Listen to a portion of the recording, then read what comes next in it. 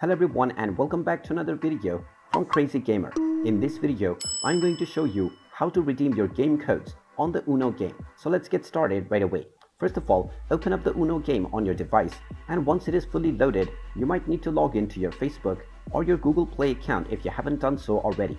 Once you have logged in, you will be taken to the main menu, from which, if you wish to use any redeem codes to get any rewards within the game, tap on the settings option from the main menu at the bottom left. From the settings page, tap on gift code underneath the general and the sound options, and you will find the redeem button that you can use in order to redeem your code. Tap on redeem and you will be asked to enter your gift code right away. Just type in your gift code within the gift code section and then tap on the OK button.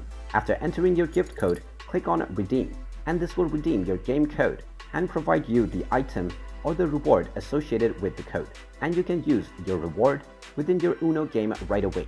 And there you have it. That is how easy it is to redeem your game code on the Uno game. If you find this video helpful, make sure you hit that like button and subscribe to our channel if you haven't done so already. Also ring that notification bell to never miss another update from us. Thank you for watching, and I will see you again in the next video.